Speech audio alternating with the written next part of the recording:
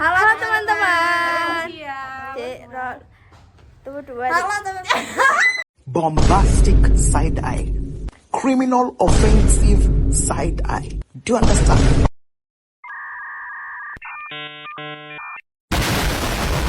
Halo teman-teman. Kita lagi ada di Gula Semut Moyang yang ada di daerah Sempor nih. Ikutin terus keseruan kita yang ada di sini. Cus.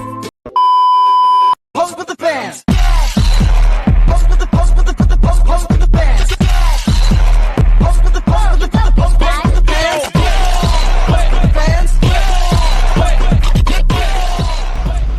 Halo teman-teman, kita di sini bersama owner pemilik Gula Semut Moyang, bersama dengan Bapak siapa?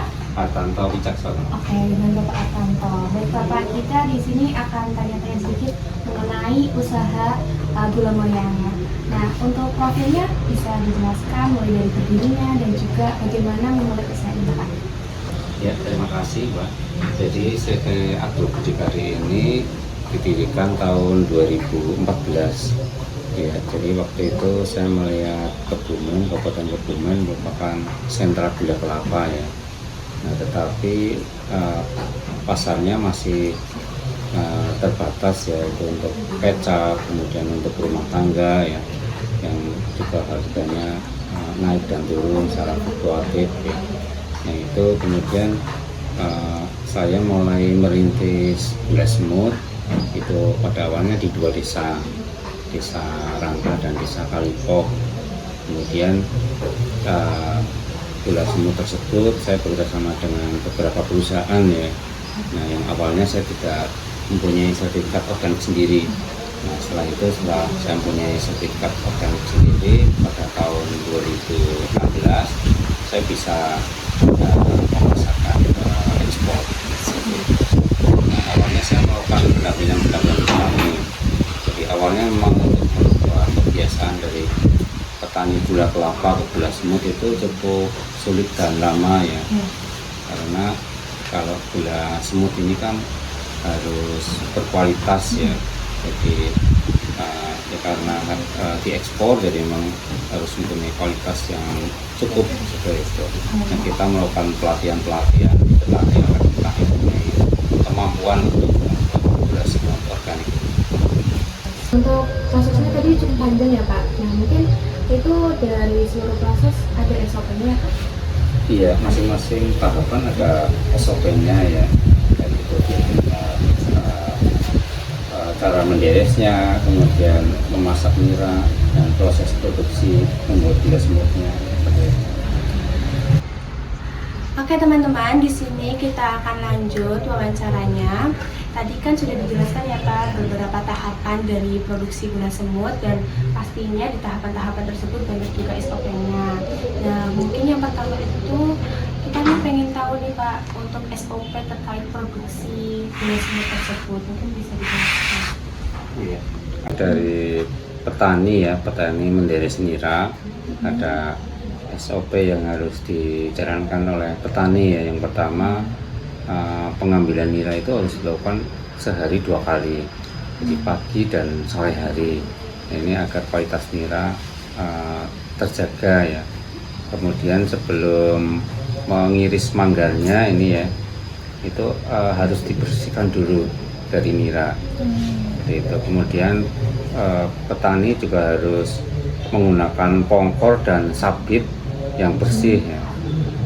Selanjutnya pongkor bambu ini harus selalu dicuci ya dengan air mendidih ya setelah digunakan untuk menderes ya. Nah, kemudian setelah dicuci pongkor yang tidak digunakan ya itu ditaruh di tempat yang bersih dengan kondisi terbalik atau ditutup rapat seperti itu. Nah, kemudian setelah itu tahapan selanjutnya memasak nira. Memasak nira ini juga harus dengan peralatan-peralatan yang bersih, misalnya wajan ya itu harus bersih ya. Kemudian memakai ipah ini agar nira yang dimasak tidak luber ya. Nah, ipah ini juga harus menggunakan ipah dari minyak kelapa milik sendiri, jadi tidak boleh menggunakan minyak kelapa goreng yang dibeli dari warung Bisa, seperti gitu itu. Iya, seperti itu. Kemudian tahapan selanjutnya, pemasak nira ini juga tidak boleh menggunakan gula pasir. Jadi biasanya ada beberapa petani yang menggunakan gula pasir ya untuk memasak nira. Ini untuk membuat gula itu tidak diperbolehkan. Gitu. Kemudian membuat gula semut harus dilakukan di tempat yang bersih dan tidak bersentuhan dengan dinding dan lantai. Jadi harus ditaruh lemek seperti itu ya. Oh iya, tatakan Ini, ya. seperti itu. Terus proses pengeringan gula semut dilakukan dengan cara disangrai di atas wajan. Jadi setelah jadi gula semut itu tidak boleh dijemur di luar, tapi bisa disangrai di atas wajan, di atas tungku ya yang masih ada baranya. Nah selanjutnya di penyimpanan gula semut ini setelah dimasukkan ke plastik dengan ukuran 0,5 ya yang kita sediakan, jadi harus plastik yang bersih dan baru ya. Ini wadah tersebut disimpan dalam ruangan yang bersih dan bebas dari bahan kimia juga.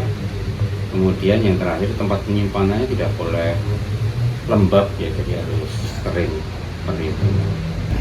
Oke, tadi dari Bapaknya sudah menjelaskan untuk SOP di petani. Nah, mungkin sekarang itu kita mau tanya lagi juga terkait SOP di bagian produksi di sini, teman-teman.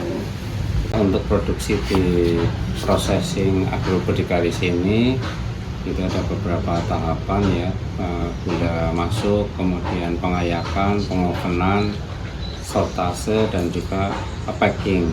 Nah untuk gula yang masuk atau yang kita namakan sebagai bahan baku itu kita cek dulu ya dari butiran, terus warna, kemudian tingkat kekeringan, aroma dan kebersihan dari produk. Nah kalau gula semut yang berkualitas grade A itu warnanya cerah, terus aromanya juga segar khas gula kelapa ya. Kemudian kekeringan sekitar 4%. Gitu. Jika tidak terdapat atau tidak terlihat adanya benda asing di dalam kemasan gula semut tersebut. Nah kemudian apabila sudah selesai dengan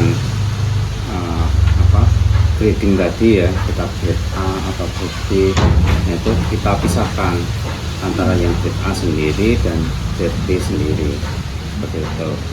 Nah setelah dari penerimaan barang masuk ke pengayakan. Nah pengayakan ini ada beberapa tahapan ya. Yang pertama itu dipastikan kebersihan peralatannya yang akan digunakan ya. Ada mesin ayak, streaming pengayaknya, sentongnya, terus kemudian box container ya, tempat gula. Nah produk yang sudah di oven di area, diletakkan di area pengayakan ya gitu. Jadi pengayakan ini memang 2 kali, jadi setelah barang masuk diayak dan juga setelah pengovenan itu diayak kembali ya 2 kali. Nah tahapan selanjutnya setelah menyiapkan peralatan ini meletakkan magnet di bawah output dari pengayakan. Magnet ini untuk menarik benda-benda besi atau logam ya. Oh, yang terkandung di dalamnya. Iya, yang terkandung di gula semut ini. Kemudian sebelum proses juga harus cuci tangan, menggunakan sarung tangan, penutup kepala, masker, juga celemek ya, dan alat kaki khusus di dalam ruangan. Seperti itu. Nah, kemudian SOP-nya juga tim oven ini juga melakukan pencatatan dan penimbangan hasil pengayakan. Ini jadi nanti bisa diketahui penyusutannya seberapa. Karena di oven kan ini sekitar tingkat kekeringan 4%, nanti menjadi sekitar 1,5% ya. Jadi ada penyusutan. Kemudian di dalam pengovenan itu juga ada brondol. Jadi kita memasukkan hasil sortir butiran ya, atau dinamakan brondol ini ke dalam plastik food grade baru secara terpisah ya. Dipisahkan dari barang yang tadi yang hasil pengayakan ya. Nah, setelah selesai mematikan mesin, kemudian membersihkan seluruh peralatan dengan air bersih yang mengalir ya di tempat cuci peralatan dan diletakkan di area penyimpanan peralatan ayak. Nah, kemudian juga melepaskan magnet, dan magnet dicuci dengan air bersih, dikeringkan dan diletakkan di tempat penyimpanan seperti itu Mbak. Nah, pengovenan ini pertama SOP-nya itu meletakkan peralatan-peralatan untuk pengovenan ya, loyang stainless, rak oven dan box container ya, di tempat yang bersih ya, seperti itu. Kemudian cuci tangan sebelum melakukan aktivitas pengovenan menggunakan sarung tangan, penutup kepala, masker, celemek, dan alas kaki khusus ruang dalam. Nah, setelah itu menyalakan api pada kompor oven. Kemudian juga jauhkan tabung gas dari titik api dan produk ya. Setelah itu baru dilakukan pengayakan bahan baku dan ditampung dalam box container. Nah, selanjutnya gula semut ya, ini dituangkan di loyang stainless dan diletakkan pada rak oven ya. Setelah diletakkan di rak oven, pintu oven ditutup rapat dan ditunggu hingga 2 jam. Setelah 2 jam itu nanti sambil di posisinya dibolak-balik ya, depan belakang, kemudian ada yang di tengah juga, agar tingkat kekeringannya merata dan tidak gosong ya. Setelah itu, setelah di oven sekitar 5 jam itu kekeringannya sudah mencukupi, produk dimasukkan ke dalam box container untuk proses pendinginan. Yang terakhir, setelah selesai mematikan kompor dan membersihkan peralatan dengan air bersih yang mengalir. Setelah diayak, oven, kemudian pengayakan lagi, tahapan selanjutnya adalah sortir manual ya. Nah, sortir manual ini membersihkan dari barang-barang di luar gula semut. Misalnya ada gula yang gosong ataupun ada ranting kecil ya, seperti itu. Nah, tahapan pertama itu menyiapkan peralatan seperti pinset, spatula, mangkuk, dan loyang stainless steel. Terus apabila ada peralatan yang kotor, cuci dengan air bersih dan keringkan dengan lap yang bersih. Selanjutnya, pastikan cahaya dalam ruang sortir itu terang optimal ya. Nah, ini agar kotoran-kotoran atau benda-benda di luar gula semut ini bisa terlihat. Setelah itu meletakkan bahan baku siap sortir di atas palet dalam area sortir. Nah, sebelum sortir itu pastikan cuci tangan menggunakan sarung tangan sekali pakai ya, penutup kepala, masker, celemek, dan alat kaki khusus di dalam. Kemudian tuang gula semut di atas loyang sedikit demi sedikit ya. Kemudian disisir menggunakan spatula ya. Nah, jika terdapat benda asing seperti rambut, kerikil, daun, serpian kayu, serangga, dan yang lain, ini diambil dengan pinset dan dimasukkan dalam penampung. Nah, kemudian pisahkan produk yang sudah disortir dengan produk yang belum disortir. Nah, setelah selesai sortir, cuci seluruh perlengkapan yang sudah digunakan dengan air bersih di tempat cuci peralatan ya, tanpa menggunakan sabun ya. Kemudian diletakkan di tempat penyimpanan perlengkapan sortir. Oke teman-teman, tadi kan ini kita udah ke SOP produksi dan SOP pekerja. Oke, sekarang kita lanjut ke SOP pengemasan dan penyimpanan hasil produksi dari gula semut. Baik Bapak, ini selanjutnya yaitu SOP pengemasan dan SOP penyimpanan hasil produksi gula semut. Bagaimana sih Pak untuk SOP-nya sendiri?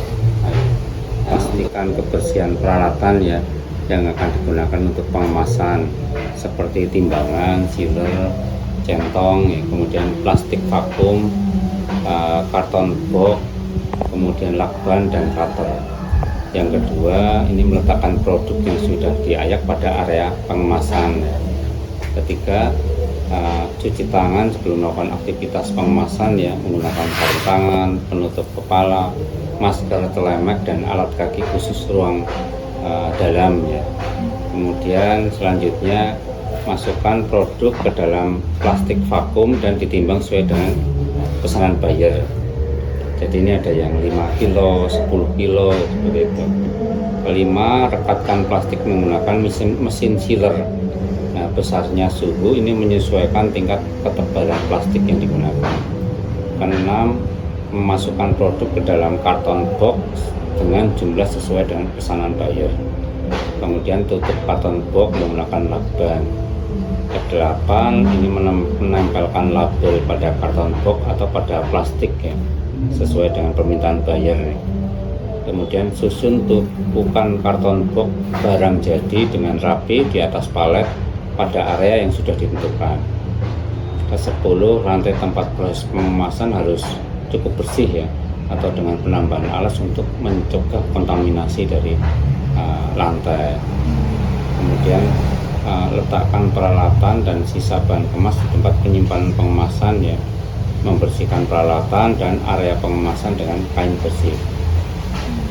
Kemudian tahapan selanjutnya prosedur penyimpanan produk, ya. Nah, ini yang pertama, tempat penyimpanan produk organik harus memiliki sirkulasi udara yang memadai, tidak lembab, bersih, cukup cahaya, dan terhindar dari kontaminasi bahan-bahan kimia berbahaya. Kemudian yang kedua juga harus dipisahkan dari produk non-organik. Nah, ini produk non-organik harus dilabel yang jelas. Kemudian penambahan palet di atas lantai agar produk tidak bersentuhan langsung dengan lantai atau dinding. Setelah itu jarak palet dengan dinding itu minimal 30 cm, ya. Ini untuk memudahkan proses pembersihan. Kemudian jumlah produk yang disimpan dicatat jumlahnya, ya. Yang terakhir, gudang dibersihkan setiap hari dengan cara disapu dan dipel. Baik teman-teman, tadi sudah dijelaskan oleh teman-teman sebelumnya tentang SOP produksi, SOP pekerja, SOP pengemasan, dan SOP tentang penyimpanan. Jadi untuk tahap selanjutnya tentang SOP bagaimana sih dari customer kepada penjual untuk SOP pembeliannya. Nah, untuk SOP dari customer kepada penjual itu, untuk SOP pembeliannya itu bagaimana, Pak? Ya, biasanya kita kontak-kontakan, ya. Yang pertama kita nanti mendapatkan PO, ya. Jadi setelah ada korespondensi via email dan mungkin WA, telepon juga. Nah, setelah itu kita menyepakati harga, ya. Kemudian ada DP 30%. Kemudian setelah barang kita kirim, dokumen selesai, itu ada pelunasan, ya, 70%-nya. Kemudian pembayaran kita sepakati bisa di gudang kita atau ekspor. Kemudian juga bisa pembayaran atau pelunasannya di gudang saat barang terkirim di gudangnya pembeli, ya, atau buyer kita. Kemudian juga untuk ekspor itu pembayaran biasanya kita lewat bisa saat barang berada di atas kapal atau FOB. Nah, untuk wawancara mungkin udah selesai, ya, Pak. Untuk pertanyaan selanjutnya atau untuk kelasunan. Nah, saran atau masukan dari Bapak untuk mahasiswa yang mau terjun ke dunia bisnis itu, saran atau pesannya itu seperti apa? Ya, di dunia pekerjaan, ya, sebenarnya tidak hanya di pekerja sektor formal aja, ya. Sebenarnya di sekitar kita masih banyak juga potensi yang bisa dikembangkan, ya. Seperti itu. Saya mengutip dari salah satu pengusaha yang mengatakan, kalau kita tidak bisa berlari, maka berjalanlah. Kalau kita tidak bisa berjalan, maka merangkaklah. Setidaknya kita tetap berjalan. Baik teman-teman, kita sudah mewawancarai dari perusahaan atau UMKM Gula Semut Wayang ini yang dari SOP-nya itu sudah cukup terstruktur dan jelas ya, dari SOP produksi, SOP pengemasan, dan juga ada SOP pekerja, penyimpanan, serta yang terakhir itu ada SOP pelayanan yang sudah cukup jelas dan sangat baik sekali ya. Kami ucapkan terima kasih kepada Bapak Harta ya yang sudah meluangkan waktunya kepada kami di wawancara hari ini. Oke, see you guys. Oke teman-teman, terima kasih sudah nonton videonya. A few moments later.